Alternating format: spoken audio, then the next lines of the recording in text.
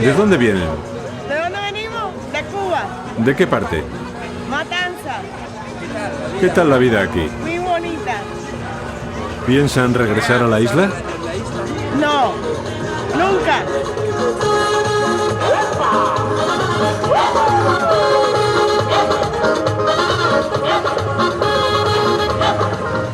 Oye, Habana Vieja, Cuatro Caminos, Rastro y vive en el Mercado Único de La Habana. Ya, ¿dónde está el Mercado Único de La Habana? Ahí estoy yo. Y llegó hace 5 días. Hace 5 días. A la libertad. Hace 5 días que... Llegó hace 5 días a la libertad. Y la aprobó. Y dijo que esto es lo mejor que hay en el mundo. Yo no he dicho nada. Él. Yo no he dicho nada. Cuba, qué linda es Cuba, quien la defiende la quiere más. Qué linda es Cuba, Cuba, qué linda es Cuba, quien la defiende la quiere más. ¿Te gustaría viajar? Ah, pero no se puede. ¿Te gusta viajar? ¿Te la gusta de conocer? Conocer otros países, conocer... ¿Qué país le gustaría el mundo. conocer más? Todo.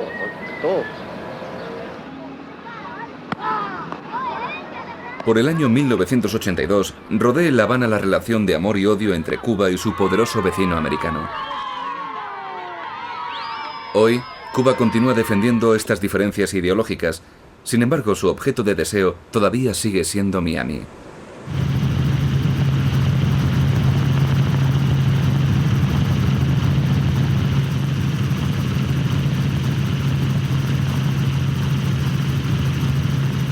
Menos de 180 kilómetros separan La Habana de la costa de Florida.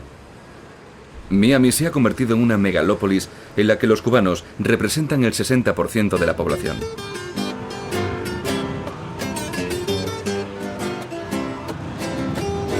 Tras haber pasado del socialismo al capitalismo, oscilan constantemente entre la nostalgia de Cuba y la crítica al sistema político de Castro. Se consideran cubanos norteamericanos. Por su parte, los estadounidenses parece que les han cedido la ciudad. ¿En qué se han convertido los primeros inmigrantes, los gusanos o traidores, como les denominaba Castro? ¿En qué se han transformado los marielitos a los que Fidel oficialmente desterró en 1980? ¿Qué les ha ocurrido a los balseros, a aquellos que se trasladaron en balsas improvisadas huyendo de la pobreza o del régimen, o puede que de ambos? La pregunta de cómo será la Cuba post-castrista permanece en el aire, aunque entre tanto estos cubanos norteamericanos están todos echando raíces en Miami. Sabor cubano. Con Trujillo Andrés, señores. Algunas personas esperando por los pasajeros del vuelo de La Habana a Santiago de Cuba. Alguna persona del vuelo de Santiago de Cuba que esté esperando por el señor Fidel Figueredo. Alrededor de 20.000 cubanos llegan aquí cada año. Refugiados políticos que finalmente consiguen su estatus tras un largo y costoso proceso.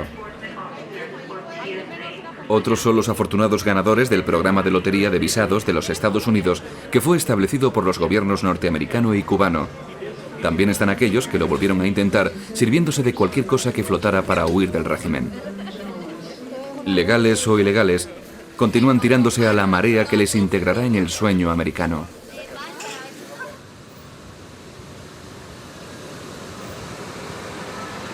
En Cuba existe la idea de la salida. La salida es la esperanza, el ser libre. Pero las personas pueden salir de Cuba, por ejemplo, si están perseguidas desde el punto de vista religioso o político y responden a todos los requerimientos del programa de refugiados de los Estados Unidos y hacen las entrevistas en la llamada sección de intereses de los Estados Unidos en La Habana. Si los consideran como realmente perseguidos, les dan una visa de refugiados y entran en los Estados Unidos como refugiados.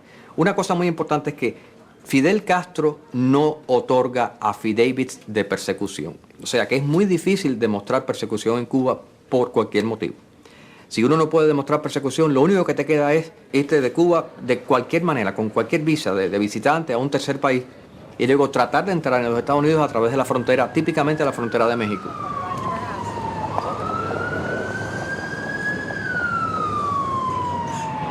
También he conocido a Enrique Patterson, que encontró la forma de salir cuando ni siquiera la estaba buscando. Es profesor de filosofía. Eran muy pocos los negros que estaban en la oposición pacífica dentro de Cuba. Y realmente me amenazaron fuertemente y yo decidí irme del país. Yo ahora me doy cuenta que es que ellos querían que yo me fuera del país. O sea, fue la primera vez que tenemos coincidencia de objetivos. Ellos querían que yo me fuera del país y yo pienso que la razón era que no querían la imagen de un negro que ahora se les ha multiplicado, gracias a Dios, en un movimiento opositor y además de izquierda, y que por eso fue que conmigo fueron más represivos que con el resto de los miembros de la corriente, lo que yo considero también discriminación. Cuando yo me vi que realmente iba a caer preso, me decidí a ir a la Oficina de Interés de los Estados Unidos y pedir una visa. El señor me pregunta, ¿a dónde usted quiere ir? ¿Para qué sitio de Estados Unidos usted quisiera ir? ¿Usted conoce a alguien? Yo le dije, mire, menos para Miami. Usted me puede mandar hasta Alaska, Hawái o cualquier sitio. Y dice, ¿por qué no para Miami? Yo le digo, bueno, porque yo no quisiera vivir en la Cuba del siglo XIX.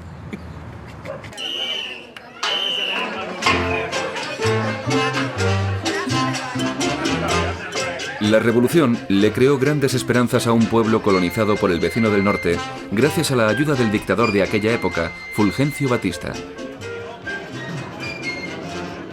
Sin embargo, las represiones del socialismo, las historias que llegaban de los primeros exilios y la propaganda anticastrista provocaron en poco tiempo un sentimiento de frustración con respecto al insolente alarde de la opulencia norteamericana. Se extendió rápidamente un proverbio por la isla: tener un tío en Miami es mejor que dos en el partido.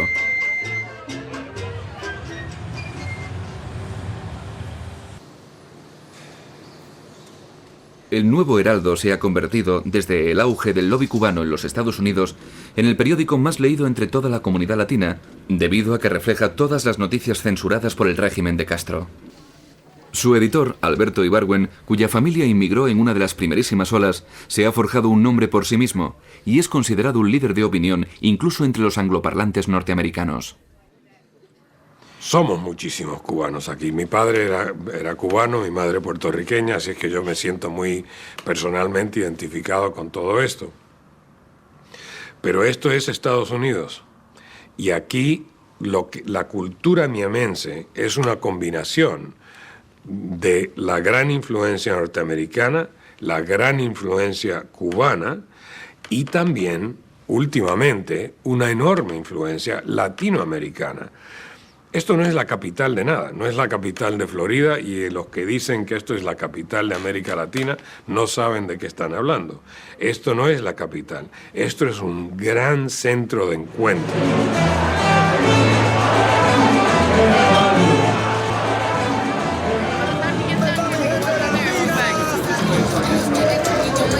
¿Dónde está mi gente de Colombia? Puerto Rico, ¿dónde está? Mi gente de México, cubano, Si ser el padre de un varón que interpreta tremenda combinación. Mis hijos queridos, Un paraíso fácil, un lugar maravilloso para el mundo del espectáculo, un punto de encuentro de ricos y famosos para el tráfico de drogas y vicios de todo tipo. Miami ha llegado a fascinar a toda Latinoamérica. Para casarse, emigrar o simplemente para ir de compras y divertirse, este es el lugar correcto. Esto es Miami Beach. En el 60, la comunidad hispana éramos con un 5% de la población del condado de Miami. En el 90, un 47%, hoy día 60%. Además, en el 60 llegaron los que habían tenido el roce directo con Castro. Ya para el 90 esa gente era mayor de edad, y hoy día pues muchos o han fallecido o simplemente están jubilados. Aquí llevo 41 años por lo menos en este país, y bueno, te agradezco mucho, pero realmente quisiera me quedar en mi país. La Habana era muy bonita, pero vino Fidel Castro y acabó con Cuba. El comunista que Cuba cayó el comunismo y acabó con Cuba. Cuba era una maravilla antes del 59. Era un país Nosotros desarrollado. vivíamos a la par que Estados Unidos. Teníamos el mismo nivel de vida que Estados Unidos.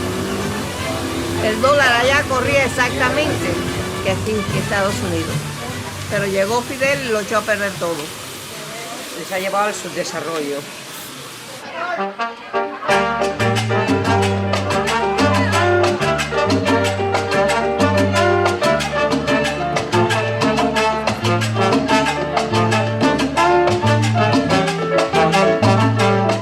Los cubanos que llegaron a Miami huyendo de la revolución de 1959 ahora son ya mayores, la mayoría ricos y todavía nostálgicos. Critican con dureza a sus compatriotas cubanos que continúan en la isla y que alaban a sus huéspedes norteamericanos, proclamándolos campeones de la democracia, de la libre empresa y de la libertad de expresión.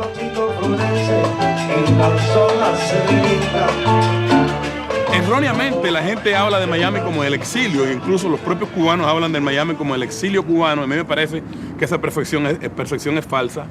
Fueron exiliados los primeros que llegaron, hasta mediados del 60 o 65, la gente tenía conciencia de exilio, pero el tiempo fue pasando y la gente siguió llegando, pero es que llegan en masa, todavía siguen llegando, hasta el punto que llegan 100,000 al año. Esto no es un exilio, esto es un lugar donde la nación cubana se está mudando con la complicidad del gobierno cubano hasta el punto que ya es 100,000 al año y el gobierno cubano protesta cuando los Estados Unidos no cumplen la cuota de los 100,000.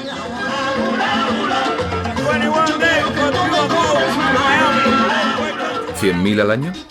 ¿Podríamos pensar que Fidel está vendiendo al pueblo cubano en dólares como si se tratara del mejor producto de exportación de la isla? ¿Qué es lo que pretende hacer con este flujo migratorio que aumenta cada vez más y que, como continúa así, va a trasladar a la mitad de la población de la isla de Cuba a través de los estrechos? Después de Miami, todo el estado de Florida podría convertirse en la pequeña Habana. Mucha gente opina que la caída del régimen de Castro será como la del muro de Berlín.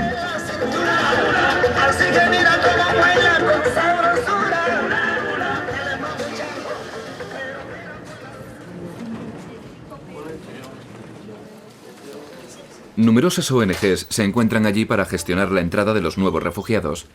Reciben subvenciones del gobierno norteamericano para que guíen a los refugiados en este rápido proceso de inserción en un nuevo mundo.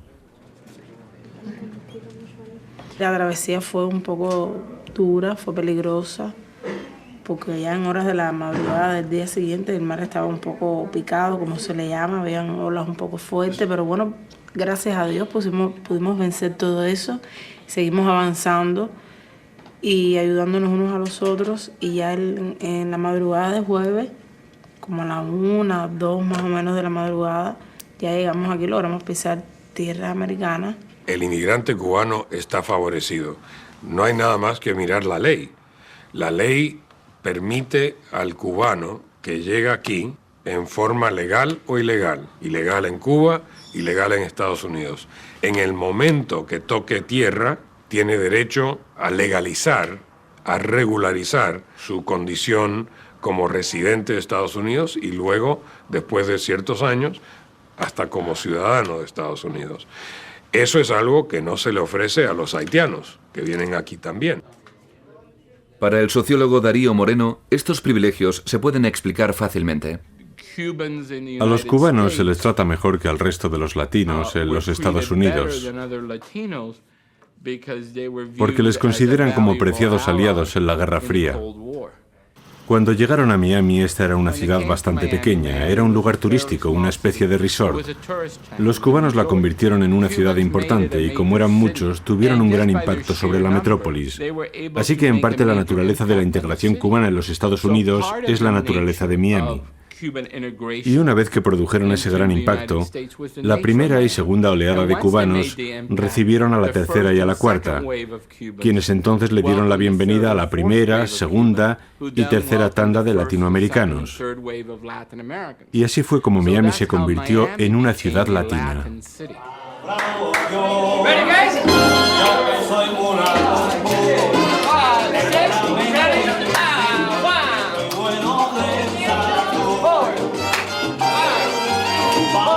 Mientras los cubanoamericanos denuncian de forma incesante el totalitarismo de Castro y la falta de libertad de su país natal, la propaganda comunista no cesa de caricaturizar el imperialismo norteamericano y de degenerar a la sociedad que engendra.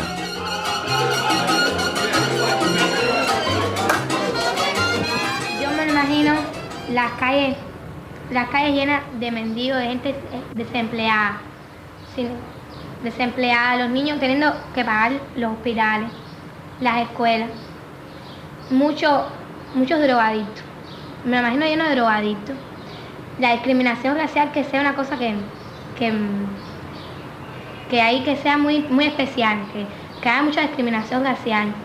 Que me imagino la envidia y sobre todo la vanidad en la gente de dinero con la gente de la clase pobre.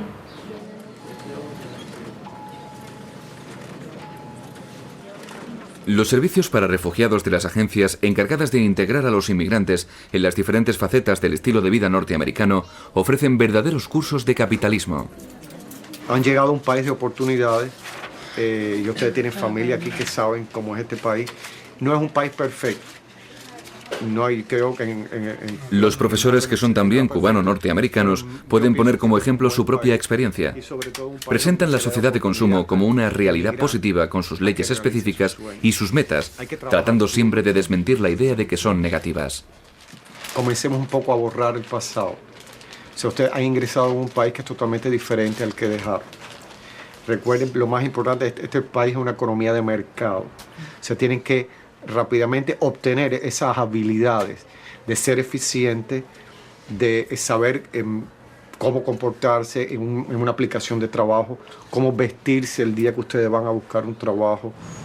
Aquí vamos a ir muy formalito, bien limpiecito, bañado, peinado.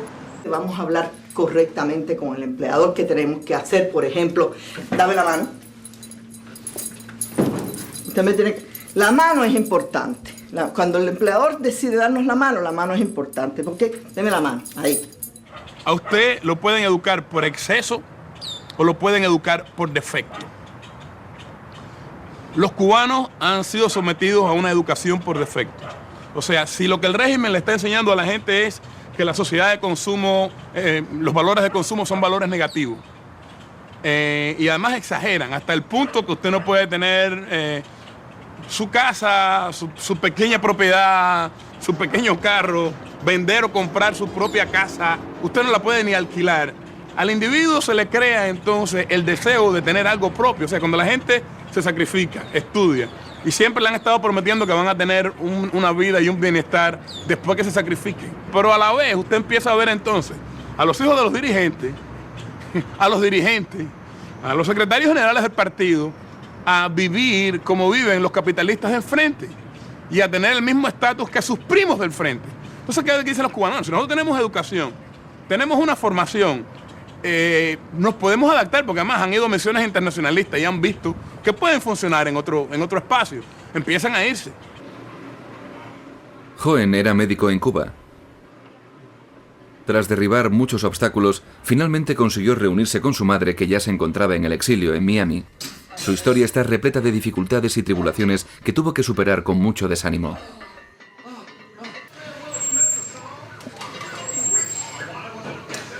Ya el 25 de agosto es que emigro a este país como ciudadano cubano y perseguido político y perseguido religioso. El gobierno se ensañó conmigo, me invalidaron mi carrera de medicina, no pude trabajar más como médico, me quitaron la casa, es decir, me desalojaron de mi casa, me separaron de mi novia, tuve que vagar mucho por La Habana, por Matanza, hasta que voy a la oficina de intereses y presento mi caso como refugiado.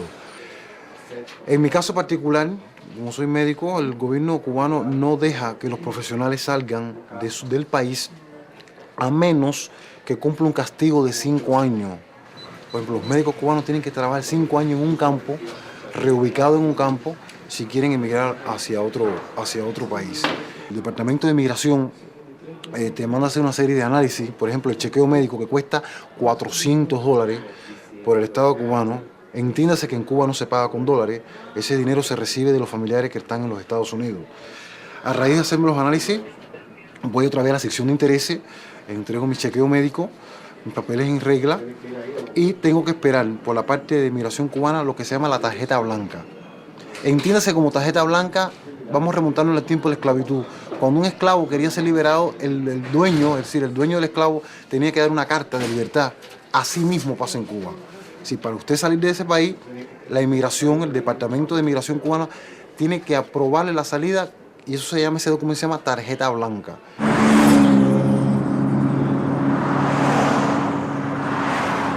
En documento de identificación en este país es la licencia de conducir.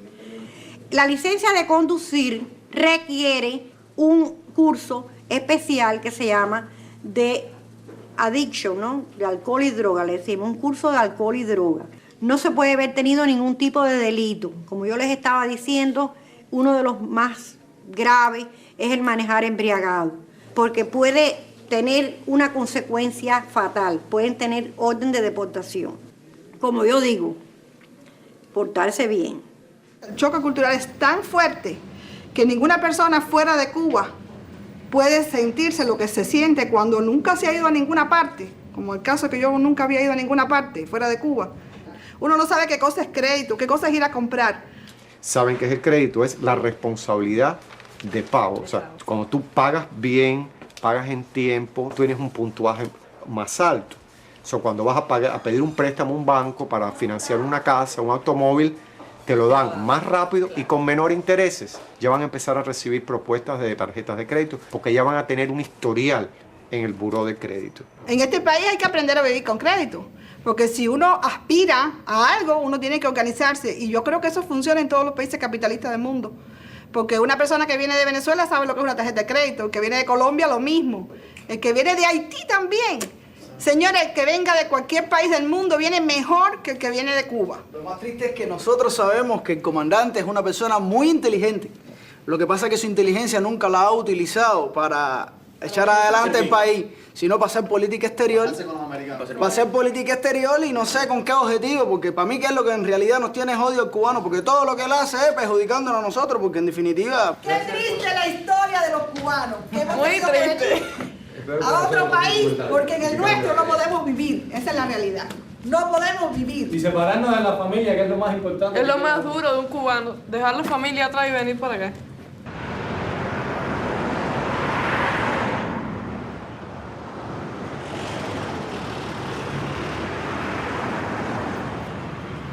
El neoliberalismo norteamericano le permite al individuo echar para adelante. En Europa quizás hubiera sido más difícil, porque Europa tiene más protecciones sociales y es más difícil romper la barrera cuando uno es extranjero. Pero en Estados Unidos y en esta área, no es nada difícil.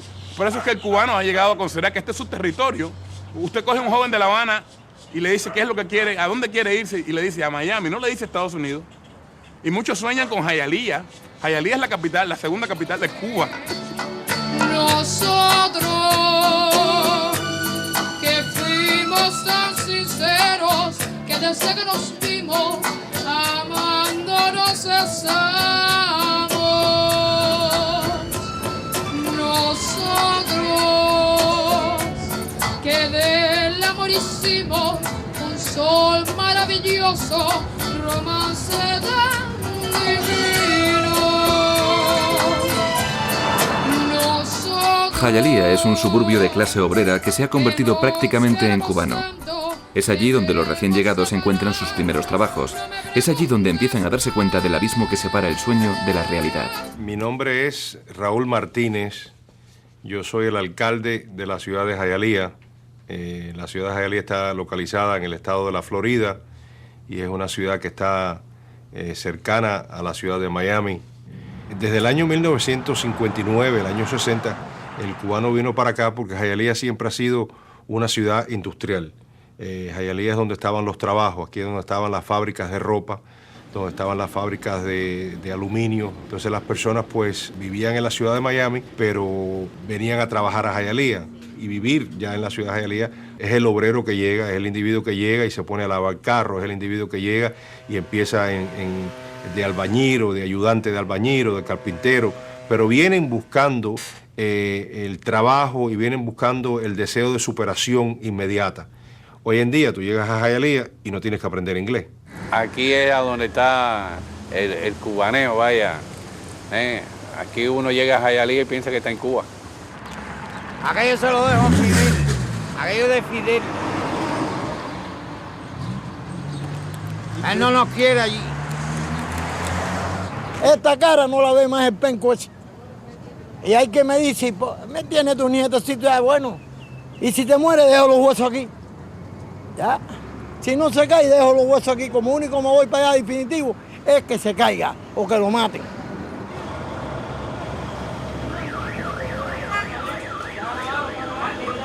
Come 2 tortillas con todo y una tortilla con todo menos cebolla. ¿Qué vas a tomar? Mamey. Come un batido de mamey. Estamos vendiendo pan con bistec, pan con tortilla, pan con butifarra, con minuta, con chorizo, con picadillo, con lechón, con croqueta, etcétera, etcétera, etcétera. Y el famoso café cubano. El régimen cubano forma a los cubanos para adaptarse a los Estados Unidos. La gente dice, bueno, si me he sacrificado aquí toda mi vida, ¿cómo no me voy a sacrificar aquí por mí? ¿Cómo? Además, el inmigrante cuando llega a un lugar que no tiene nada detrás, sabe que tiene que fajarse, porque tiene hijos, tiene familia y los tiene que asegurar. Y entonces trabaja más que lo que trabajó en Cuba, porque en Cuba no se trabaja realmente. En Cuba uno va al trabajo voluntario, uno va a cortar caña y allí se sacrifica. Y después, el resto del año, la gente va a la fábrica y lo que hace es hacerse el que trabaja. Al final en Cuba se produce en las cifras, pero no se produce en realidad. Si usted ve la prensa cubana, siempre las metas se cumplieron y no hay nada en el mercado.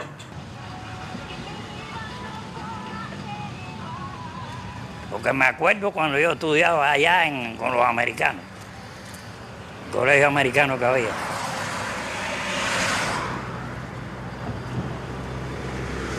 Pero vine para acá y todo ha sido trabajar.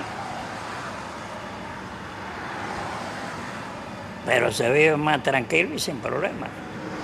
Hasta ahora.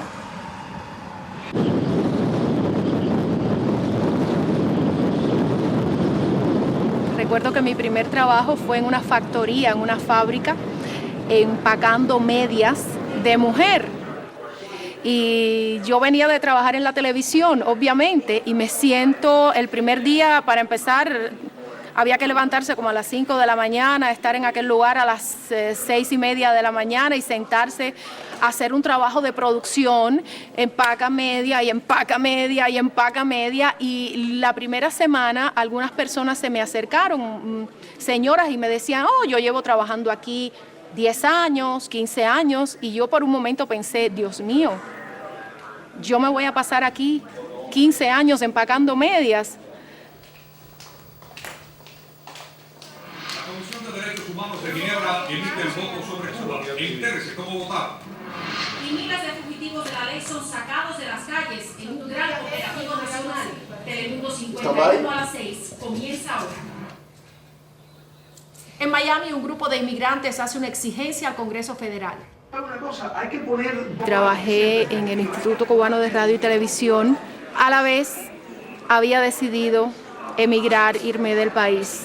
Habíamos comenzado los trámites para irnos del país, mi esposo de entonces y yo, y estábamos comenzando a buscar la forma de emigrar fuera de Cuba.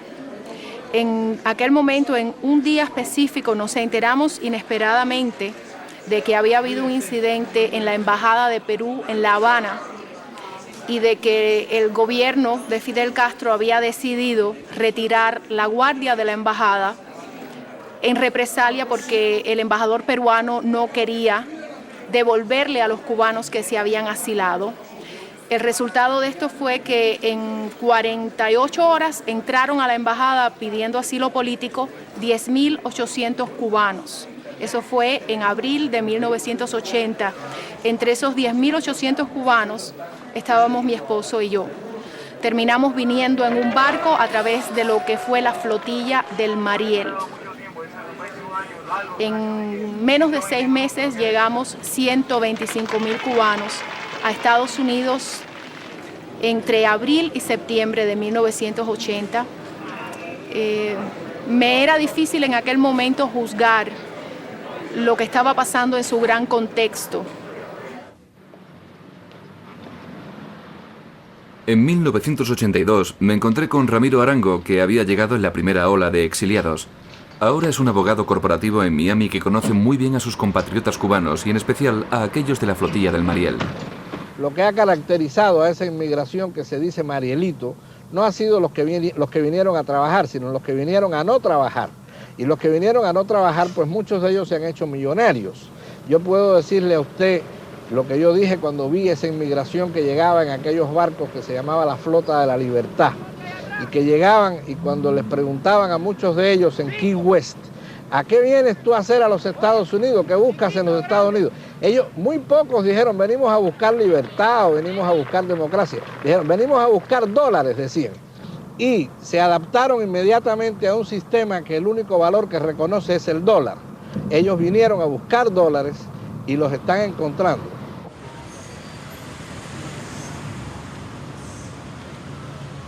Salí muy joven de Cuba, cuando era casi una adolescente.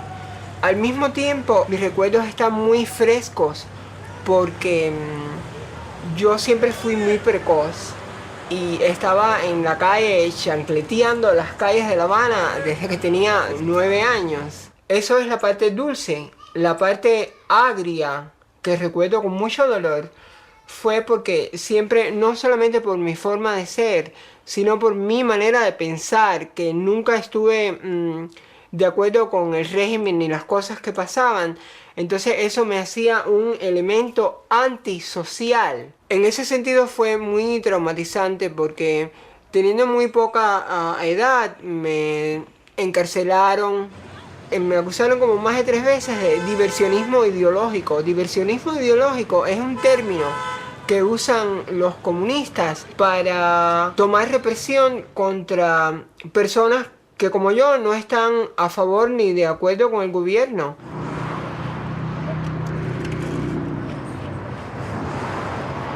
No quiero minimizar el esfuerzo que lleva a adaptarse a un país distinto, pero tampoco lo recuerdo como un gran trauma. El trauma en realidad fue dejar a Cuba. Yo viví en Cuba en una época en que era un poco difícil ser un niño en Cuba, porque precisamente como nos decían que la revolución estaba hecha para niños como nosotros, se esperaba que nosotros diéramos de todo a la revolución, fundamentalmente nuestra esencia, nuestra alma.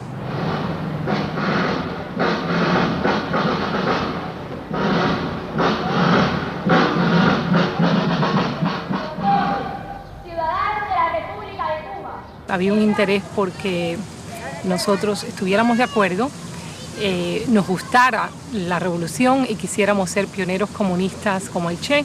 Ese era el periodo en que se estaba forjando el llamado hombre nuevo. Era un poco difícil porque como mis padres se querían ir de Cuba, yo recibía un mensaje en la escuela y otro en mi hogar.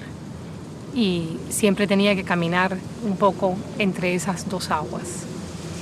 Eventualmente empecé a sentir yo misma el deseo de irme de Cuba por una serie de eventos que ocurrieron en Cuba, fundamentalmente la visita de los cubanos de Estados Unidos a Cuba en 1979. Fueron más de 100.000 personas de la llamada comunidad cubana en el exterior. Esas visitas fueron muy impactantes porque, primero que nada, cuando esas personas se fueron en los años 60, a nosotros se nos enseñó que eran traidores, que habían abandonado el país y que eran, según la palabra que le gustaba al gobierno cubano en ese momento, gusanos. Y de pronto estos gusanos, que se suponía que eran traidores y que habían abandonado el país, regresaban. Y no solamente regresaban, sino que regresaban como mariposas, que es lo que les pusimos en Cuba, porque regresaban con regalos y con historias fantásticas y fascinantes de la vida en Estados Unidos.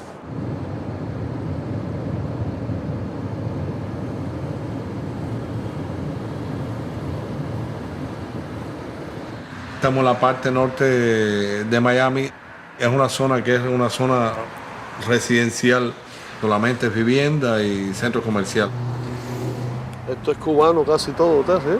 Casi todo. Hay colombianos, tal vez nicaragüenses, pero la mayoría son cubanos. Mucha gente que más o menos está en el mismo proceso de nosotros, los años que hemos llegado.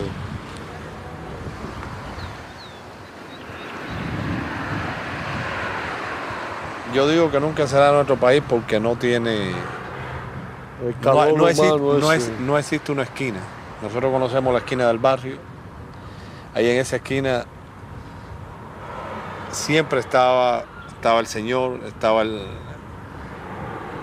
la misma persona por años y años y moría ahí mismo y siempre lo podíamos ver. Aquí hoy no existe.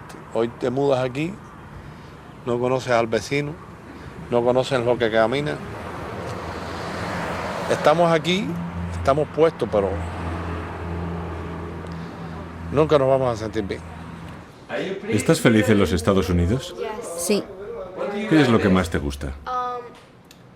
Me gusta la comida y los sitios a los que puedes ir, como por ejemplo Disney, a la piscina y a otros lugares interesantes.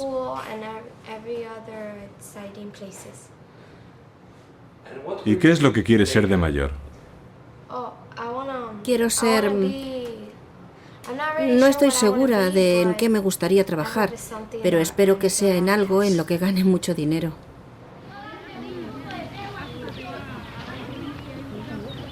Nos encontramos de nuevo en Cuba, donde los jóvenes también quieren triunfar, aunque se inclinan más hacia profesiones sanitarias.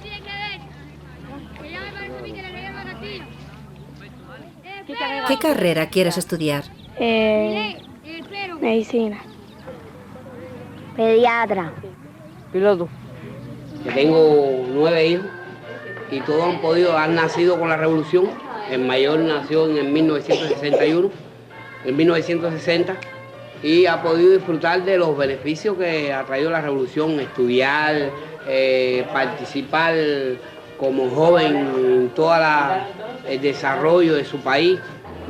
Hay jóvenes que no han podido, ¿no? que tienen cierta desviación, que dicen, no, me falta esto, pero ¿qué le falta? ¿Qué le falta? Un pitusa. Un pitusa no es para vestir.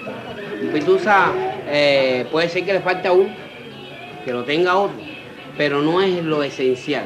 El reciclaje en los Estados Unidos es breve. En primer lugar, porque llegan a un sitio donde no tienen que hablar inglés. En segundo lugar, porque son gente que está acostumbrada a estudiar duro. Porque en Cuba han tenido que sacrificarse. Bueno, si tengo que estudiar inglés en 2 años y vengo con esa voluntad, pues lo hacen. Además, hay gente que no ha tenido ni que estudiar inglés y se han hecho ricos aquí. Vine en el año 80 con mi señora a este país solito, ella y yo, y hemos logrado esta familia. Además de los 2 hijos que tenemos en Cuba, Lázaro y Onay, que vendrán pronto a reunirse con nosotros.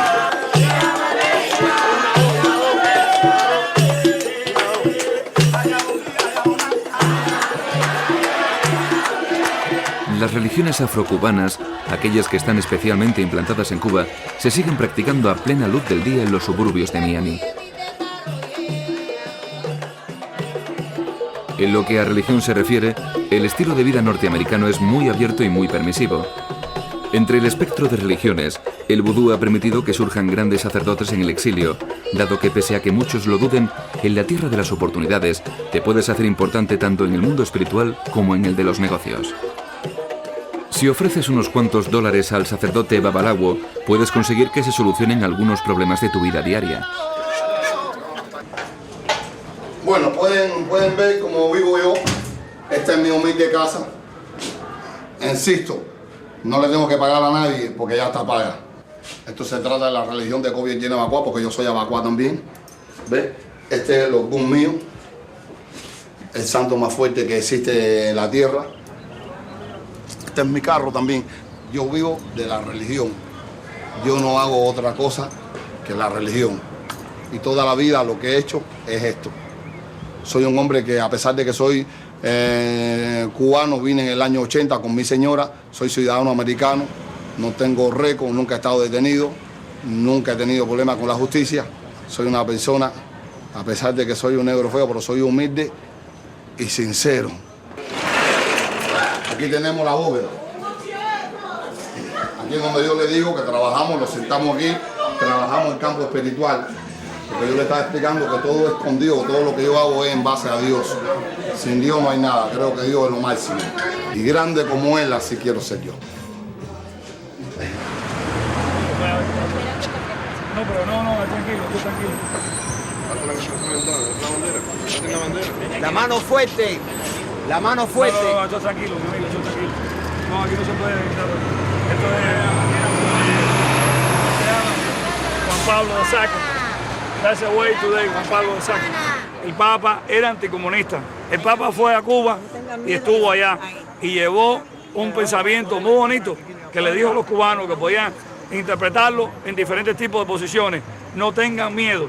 Dios te salve María, llena eres de gracia, el Señor es contigo, bendita tú eres. El Papa ha muerto. Larga vida al Papa. Juan Pablo II viajó a Cuba y se atrevió a censurar a Fidel, con lo que obtuvo la ferviente y agradecida veneración de la comunidad en el exilio, que aprecia rápidamente cualquier crítica internacional al régimen de Castro. Por gritar Cuba libre, enterraron al Papa. Escuchad el sonido a las armas valientes correr. ¡Viva Cuba libre! ¡Viva! ¡Viva! ¡Viva Juan Pablo II! Gracias, Señor. Danos la libertad que necesitamos. Después de 46 años de opresión asesina comunista en nuestra tierra, danos la oportunidad de volver para poder hacer nuestras playas más hermosas en una Cuba libre y soberana. El exilio cubano es un pueblo traumatizado. Entonces es lo que en inglés nosotros llamamos single purpose voting. Es decir, que solamente votan con un tema. Y el tema del voto cubano aquí es comunismo y Cuba. Entonces están traumatizados con eso y lo único que les interesa es una mano dura en el caso de Cuba. Y el de la mano dura es Bush. En la elección de Bush, el peso de los cubanos le dio las elecciones. O sea, George W. Bush fue presidente la primera vez gracias a los cubanos, porque al haber ganado las elecciones por 500 votos, el hecho de que aquí 80% de los cubanos votaron por él, hizo posible de que el señor George W. Bush llegara al poder. El pago que nos dio en su primer término el señor Bush a cambio de la lealtad que el cubano le prestó, fue hacer nada por nosotros.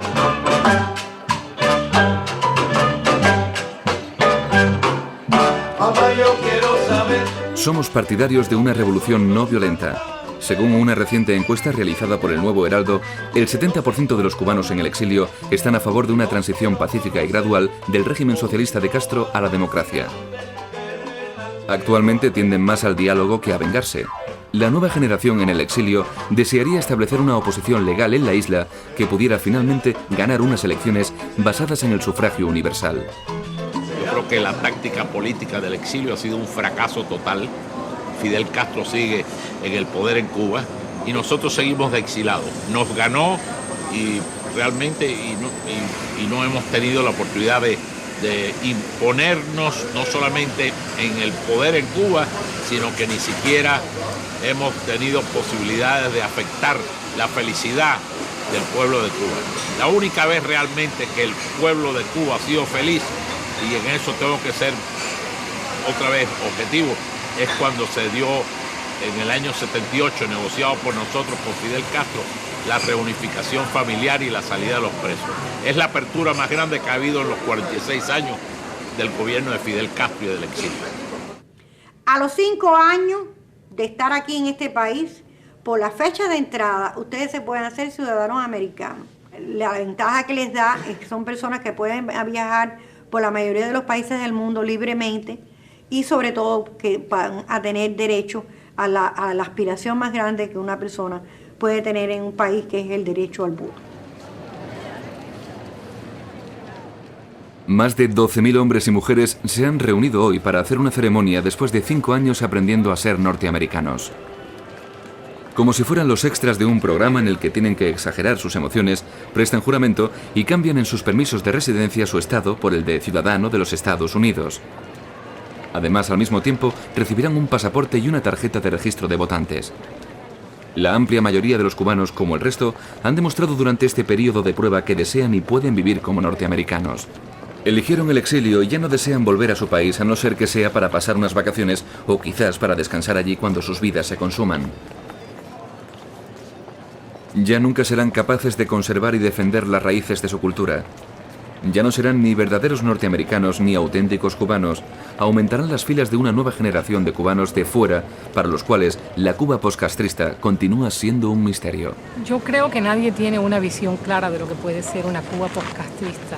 Y yo creo que pensar que el día que Fidel Castro se muera o de alguna otra manera deje el poder, se van a acabar todos los problemas de Cuba, es extremadamente arriesgado y hasta cierto punto inocente. Entró en el servicio extranjero en 1981 tras licenciarse en la Facultad para el Servicio Extranjero de la Universidad de Georgetown.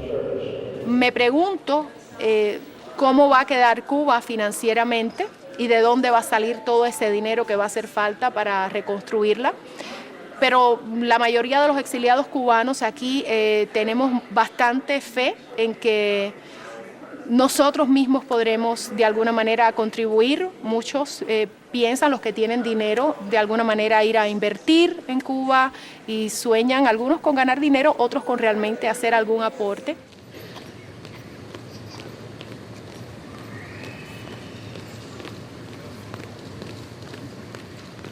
Primeramente, yo creo que el gobierno americano ha negociado con el ejército cubano y después de la experiencia tan mala que tuvieron en Irak, de haber desvanecido, eliminado el ejército iraquí y haber tenido el caos tan grande que tuvieron, yo creo que se dieron cuenta de que tiene que llegar alguien donde tome el control para que no venga una crisis civil.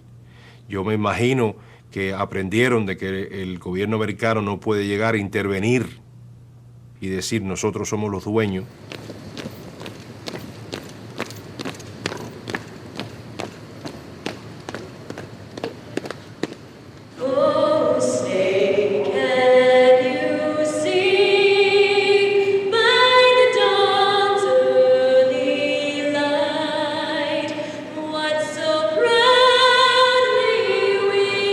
En el momento de que hay un cambio grande en Cuba, que vuelvo a repetir que espero que sea pacífico, el problema social más grande va a ser cómo contener al pueblo cubano en Cuba cuando tengan la libertad de salir, porque creo que muchos van a querer salir.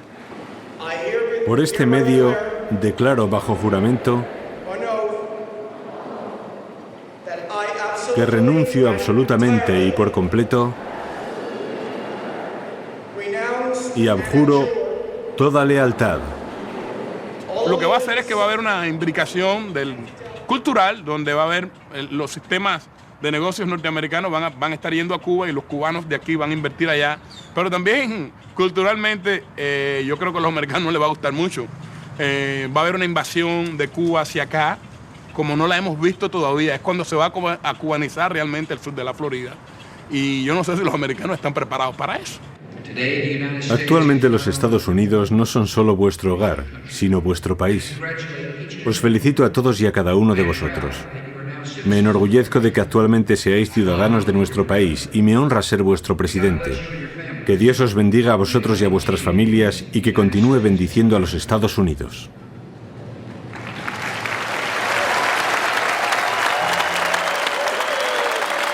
Tienen que pasar años, tienen que pasar una generación para que uno vuelva a su país, porque fue mucho el daño, el de la cuadra, el de la esquina, si se quiere, el informante del gobierno, y entonces hay mucho dolor.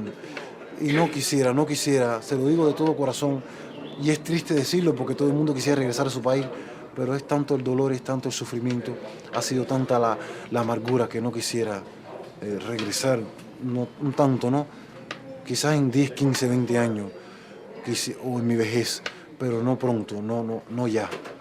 Estoy muy dolido, muy enfermo del alma. Felicidades, señor. Enhorabuena, señor. Por aquí, chicos, venid por este lado. ¡Que vivan los Estados Unidos! Me siento muy feliz, muy feliz. ¡Que viva América! ¡Y el Perú! Y el nuevo Papa que tenemos. Ondeando una bandera prestada y chapurreando en una lengua que casi no es la suya, piensan que su sueño se está convirtiendo en realidad. Sin embargo, ¿No se parecen quizás a sus compatriotas de su tierra natal que en su día soñaron con las promesas del socialismo? Nostálgicos y de alguna forma resignados, son el futuro de un país en el que ya no vivirán, de un mundo que cada vez es más global. ¿Y qué pasó aquí? Que nos hicimos ciudadanos americanos ya. Somos ciudadanos de aquí ya y tenemos que, pues vaya, viene siendo como nuestra segunda patria. Bush me gusta bastante. Para mí ha sido uno de los mejores de aquí.